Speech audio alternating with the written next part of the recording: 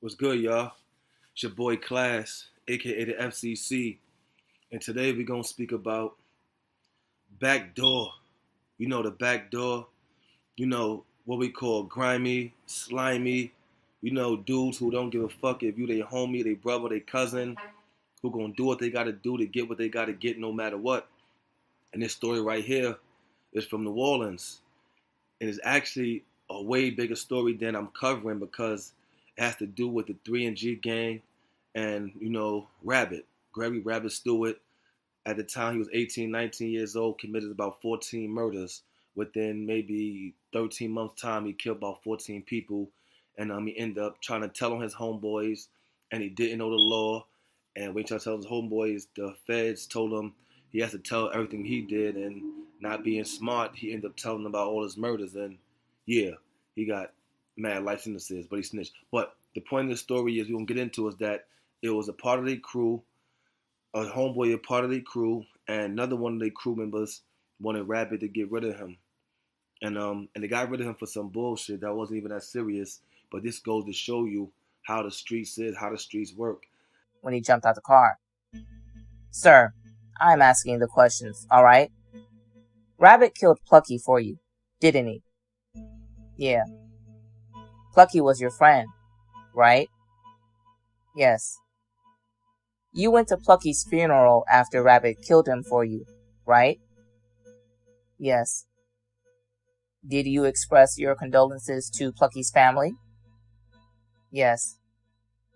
Kiss his mother? No. Did you talk to his mother? No.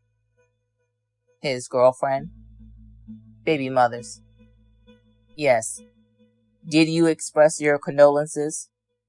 Uh-huh. You didn't tell them you killed him, did you? No. You didn't tell them Rabbit killed him, right? No. Rabbit went with you to the funeral, right? He didn't come with me. He was there. We met up there. Did you all have the audacity to wear R.I.P. Plucky t-shirts there? Not at the funeral. I told you I had dress clothes on. I didn't wear that. But after the funeral, in celebration of Plucky's death, the man you and Rabbit murdered, did you wear t-shirts with his picture on it? No, not that. If I recall correctly, the story was they thought that he stole a gun or something like that, and they killed him. Maybe it's not true. That's one guy. But it could be other story which they thought he was playing both sides. He was cool with the other dudes from the other gang, and he wouldn't line them up or nothing like that. So he started feeling like, oh, he playing both sides. We don't know if we could trust him. Maybe he down, maybe he not down. So you know what? Let's just take him out. So they end up killing the dude, taking the dude out, wiping him out. And mind you, this is a dude they hang with every day. They called him up, told him to come get the drugs, come get the work, and he went over there like it's all love to see his peoples. And when he got over there, Rabbit gunned him down. And what makes it so worse is that him being so close to them, you know, everybody know these his people, so you got to react a certain way. So these guys, you know what they did? They went to the funeral.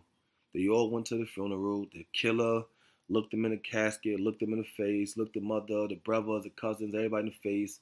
Watch everybody cry. Watch everybody holler in pain and grief. And know damn well they the ones that did it, and they there talking about they gonna ride and they gonna make sure, everything get just due. You know what I'm saying? And it was also said that they wore rest in peace shirts of him, not that day at the funeral, but just in general, just to disguise what they did to make people feel like that they down, they love them, to get suspicion off of them. But this goes to show you how deep and how grimy the streets is, that dudes will kill you and come to your funeral and not have no give a fucks about it. Don't care if they got to hug your mother, maybe hug your sister or not, brother. But more to the story is, if you look up the case, at that same funeral, one of the cousins came up to the guy who put the hit out on him. And he didn't know, but he was like, yo, what up, my cousin? Y'all niggas had something to do with it. And it got to a little altercation, not physically, but, just words. But they played it off cool and didn't do anything. But, Rabbit is a 13, 14-time killer. He has a gun on him right there, ready to go.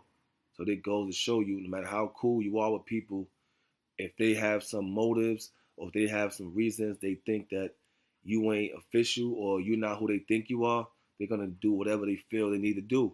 And 9 times out of 10, it's gonna be some street code they think they know, or some street law they think they learn, or some street way they think they have seen, and they're gonna do it. Because in the day, in the case, of one of the dudes who got killed, if not him, the gun that they said was stolen was under the house. They just was looking for it in the wrong place. And the other dude, you know what I'm saying, he was just cool with both of the sides. And if they were smart enough, you know what I'm saying, to understand, not having being stuck on that street mentality, they would have known him not setting other guys up is not him being on their side. It's him saying, I don't got nothing to do with none of this. I'm not gonna set them up. I'm not gonna set you up. You know what I'm saying? That's all he was trying to do, to show you that I'm not involved with this. You know what I'm saying? They might ask me the same thing. I'm not gonna tell you that, but in the day, I'm not gonna do that. You know what I'm saying?